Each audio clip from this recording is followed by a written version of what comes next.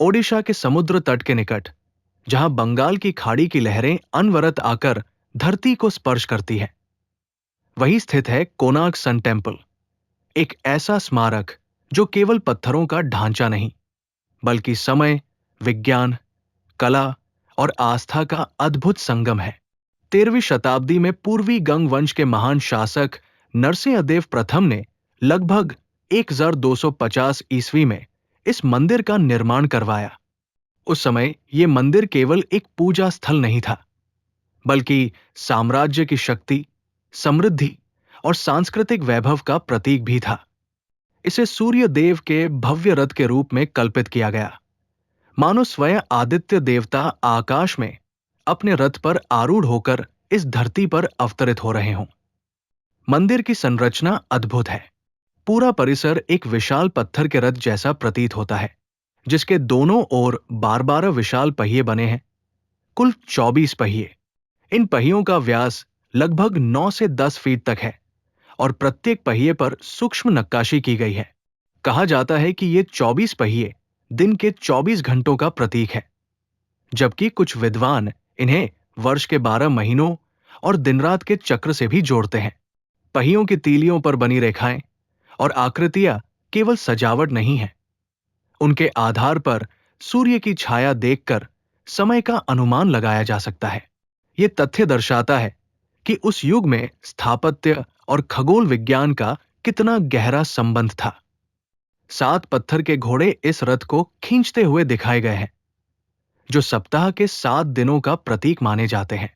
इस प्रकार पूरा मंदिर समय के निरंतर प्रवाह का प्रतीक बन जाता है, मानो यह स्मारक स्वयं काल का प्रतिनिधित्व कर रहा हो। कोणार्क की दीवारों पर की गई नक्काशी भारतीय कला की पराकाष्ठा को दर्शाती है। यहां देवताओं, अप्सराओं, नर्तकों, संगीतकारों, योद्धाओं, पशु पक्षियों और दैनिक जीवन के विविध दृश्यों को इतनी बारीकी से उकेरा गया है कि पत्थर जीवंत प्रतीत होते हैं। कुछ मूर्तियां मानवीय संबंधों और जीवन के लौकिक पहलुओं को भी दर्शाती है, जो उस समय की सामाजिक और सांस्कृतिक परिपक्वता का संकेत देती है। ये मंदिर केवल धार्मिक प्रतीक नहीं, बल्कि जीवन के संपूर्ण चक्र का दर्पण है। भक्ति, प्रेम, शक्ति, सौंदर्य और सृजनशीलता का संगम। इतिहास के पन्नों में यह भी उल्लेख मिलता है कि मंदिर का मुख्य शिखर, जो आज नष्ट हो चुका है, अत्यंत ऊंचा और भव्य था। यूरोपीय नाविक जब समुद्र के रास्ते इस क्षेत्र से गुजरते थे, तो दूर से ये मंदिर काले रंग का दिखाई देता था। इसी कारण उन्होंने इसे ब्लैक पगोडा नाम दिया। ये समुद्री यात्रियों के लिए दिशा निर्देशक स्थलचिन्ह का कार्य भी करता था। किंवदंतियों में एक कथा यह भी प्रचलित है कि मंदिर के शीर्ष पर एक विशाल चुंबक स्थापित था, जिसकी शक्ति इतनी प्रबल थी कि समुद्री जहाजों के कंपास प्रभावित हो जाते थे। हालांकि इस दावे के ठोस ऐतिहासिक प्रमाण उपलब्ध नहीं है, फिर भी ये कथा लोगों की कल्पना और श्रद्धा को आज भी आकर्षित करती है। समय के साथ इस मंदिर को अनेक प्राकृतिक और मानवीय चुनौतियों का सामना करना पड़ा। समुद्री हवाओं में उपस्थित नमक, आक्रमणों की संभावनाएं और संरचनात्मक कमजोरियां, इन सब ने मिलकर इसके मुख्य भाग को क्षतिग्रस्त कर दिया। आज जो संरचना दिखाई देती है, वो मूल मंदिर का केवल एक अंश है। मुख्य गर्भगृह और ऊंचा शिखर अब अस्तित्व में नहीं है। फिर भी जो शेष है, वो इतना भव्य है कि कल्पना की जा सकती है कि अपने चरम पर यह मंदिर कितना अद्वितीय रहा होगा।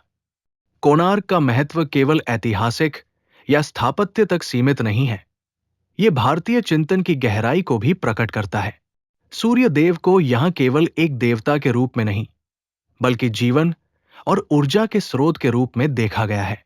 सूर्य समय का प्रतीक है और समय ही जीवन का आधार है।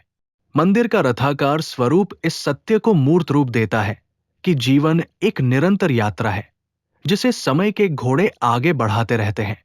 यह स्थापत्य दर्शन का अद्भुत उदाहरण है, जहां भक्ति और विज्ञान एक साथ चलते हैं। वर्तमान में कोणार्क सूर्य मंदिर यूनेस्को की विश्व धरोहर सूची में शामिल है और विश्व भर के पर्यटक इतिहासकार तथा शोधकर्ता यहां आते हैं। ये स्थल भारतीय सांस्कृतिक पहचान का गौरव है। मंदिर परिसर में आयोजित होने वाला कोणार्क नृत्य महोत्सव भी इस स्थान की सांस्कृतिक जीवंतता को दर्शाता है, जहां शास्त्रीय नृत्य और संगीत की प्रस्तुतियां इस प्राचीन पृष्ठभूमि के सामने जीवंत हो उठती है।